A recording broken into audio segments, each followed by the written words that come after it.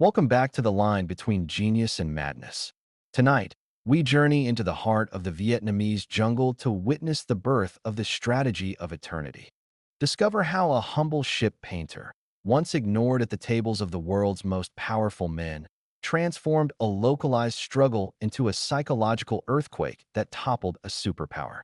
This is the story of Ho Chi Minh, a man who understood that in the shadows of authority, time is a weapon, and the most decisive battles are not fought on the ground, but inside the mind. Are you ready? Let's begin. 3. Ho Chi Minh's Strategy of Eternity in Vietnam, 1955 to 1975.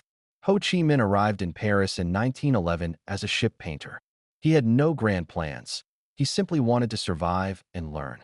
Then he tried to submit a petition to the Versailles Conference on behalf of Vietnam. He was refused. That small rejection changed world history. Because from that moment on, Ho Chi Minh decided to wage war not just on behalf of a country, but against the entire logic of colonialism. Between 1955 and 1975, North Vietnam fought first against France, then against the United States of America. And the most powerful military force in the history of the world could not defeat this country. Why? Ho's strategy did not aim for direct military victory. Its aim was to exhaust the enemy. For every 10 of ours who die, they lose one. But they will eventually abandon a war they cannot afford to lose. We will not, because this is our land. This is the internalized lesson of Napoleon's Russian campaign, but this time applied defensively by the fighting party itself.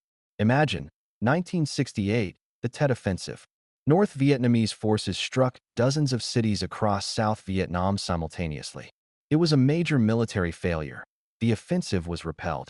But psychologically, it was the most effective military action in American history. Television broadcasts in American living rooms showed the war on the streets of Saigon. And American public opinion arrived at one conclusion. This war cannot be won. Ho won not a military victory, but a psychological one. Today we call this information warfare or perception management. In every modern conflict, how a reality is told matters as much as the reality itself on the battlefield. From Ukraine to Gaza, from videos circulating on social media to the front lines being held, Ho Chi Minh's teaching lives on.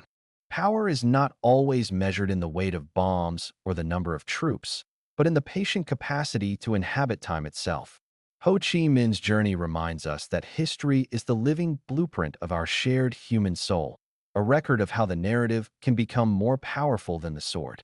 In the thin line between genius and madness, we find that those who have a reason to fight can outlast those who only have a reason to win. Now, as the jungle mist settles, let these echoes of eternity rest in your mind. The world will need your clearer eyes in the morning. Rest well, and see you soon.